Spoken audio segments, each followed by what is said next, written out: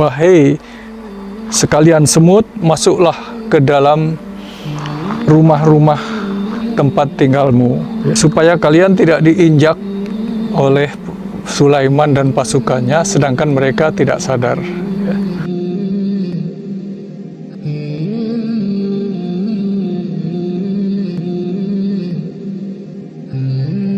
Bismillahirrahmanirrahim. Di dalam Al-Quran ada surat yang namanya surat An-Naml, surat semut. Itu surat ke-27. Di dalamnya ada dua inspirasi yang kita bisa ambil pada hari ini. Yang pertama ialah surat An-Naml ayat 18. Yang kedua nanti surat An-Naml ayat 88. Jadi ini kita dua kali nanti.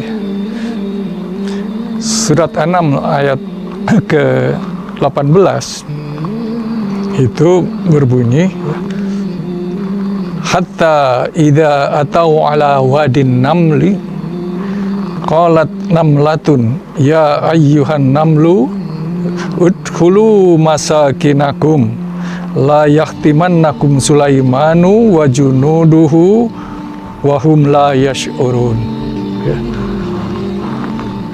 Sampai ketika pasukan Nabi Sulaiman itu sampai di suatu lembah yang dinamakan lembah semut, Wadin Namli, berkatalah semut betina, semut perempuan, berkata kepada rakyatnya, ya ayyuhan namlu udkhulu masakinakum, wahai sekalian semut, masuklah ke dalam rumah-rumah tempat tinggalmu. La yahtimannakum Sulaimanu wa junuduhu wa hum la yash'urun. Supaya kalian tidak diinjak oleh Sulaiman dan pasukannya, sedangkan mereka tidak sadar. Ini suatu kisah, dan biasanya diceritakan tentang kehebatan Nabi Sulaiman yang bisa mendengar suara binatang, ya, termasuk suara burung, suara semut. Tapi kali ini kita akan mengambil inspirasi yang lain, bahwa sesuatu yang dijadikan Allah di dalam firman-Nya, termasuk dijadikan nama satu surat, itu layak untuk kita perhatikan.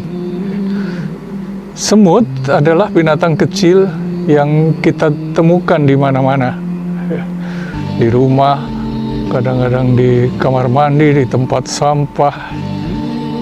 Pasti ada sesuatu, sehingga Allah mengangkat kisah semut ini. Ternyata di dalam sains ditemukan bahwa semut itu adalah satu binatang spesies yang mirip manusia di dalam struktur sosialnya. Ada rajanya, dan rajanya perempuan. Jadi semut itu ada 12.000 spesies yang ada di seluruh dunia ini yang diketahui. Dan semut ini sudah setua dinosaurus. Jadi dinosaurus itu hidup 250 juta tahun yang lalu. Itu semut sudah ada di sana. Dinosaurusnya musnah, semut masih ada sampai sekarang, dengan bermacam-macam jenisnya itu. Ini ada paling tidak ada 14 keunikan semut. Yang pertama, semut itu tidak punya paru-paru. tapi bisa hidup. Ya. Dia tidak punya juga kuping, jadi mereka berkomunikasi tidak melalui suara.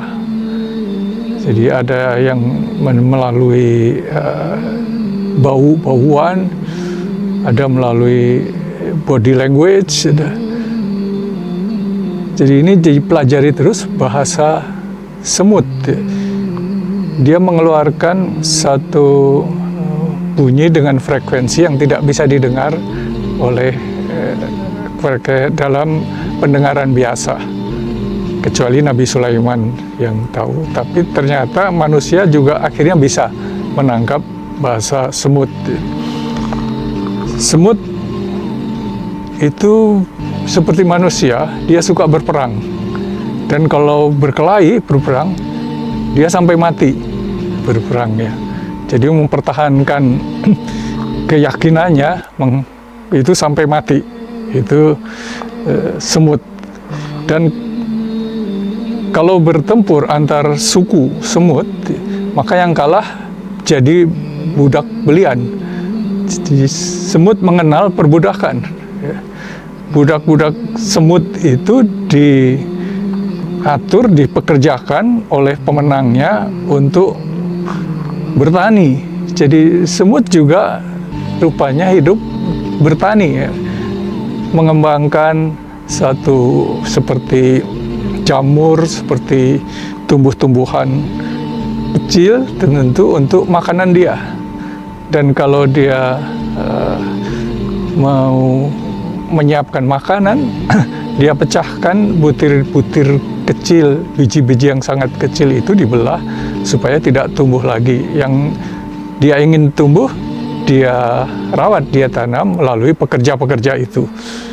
Kemudian ditumpuk, dijadikan tepung, jadi dia juga melakukan industri menumpuk makanan, dijaga oleh semut-semut penjaga. Dia punya dua jenis perut. Dan semut itu bisa berenang. Dia serangga yang bisa berenang. Tenaganya sangat kuat. Dia bisa mengangkat beban 20 kali lipat dari berat badannya sendiri. Kalau kita badan 70 kilo misalnya, nggak kuat mengangkat 140 kilo. Ya. Kalau semut dengan mudah dia mengangkat barang-barang dan makanan dan mayat-mayat dari teman-temannya yang mati. Gitu. Ada pimpinannya perempuan, Ratu Semut. Ini keajaiban dari surat An-Naml tadi. Berbunyi ya, qalat namlatun. Namlatun itu semut wanita. Jadi bagaimana Nabi Muhammad SAW tahu bahwa pimpinan semut itu perempuan? Ya, kalau semut itu an-namlun. Tapi semut perempuan namlatun, namlah. Yang bicara, yang memerintah, yang menyuruh rakyatnya untuk berlindung di rumahnya, itu yang perempuan. Berarti seekor semut perempuan ialah ratunya. Ratu ini hidupnya panjang, lebih panjang dari rakyatnya.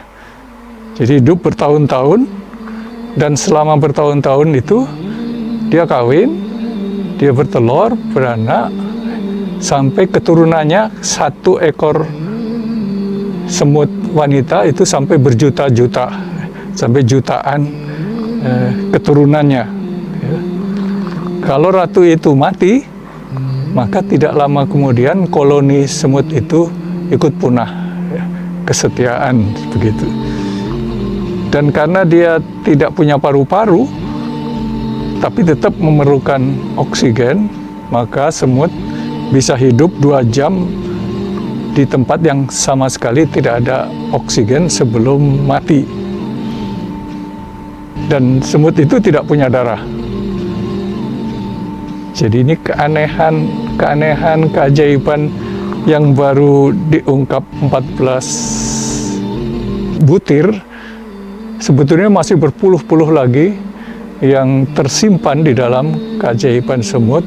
Karena itulah Allah menjadikan itu nama satu surat, itu memberi inspirasi bagi kita untuk meneliti terus binatang-binatang kecil yang sehari-hari kita temukan dan kita sepelekan.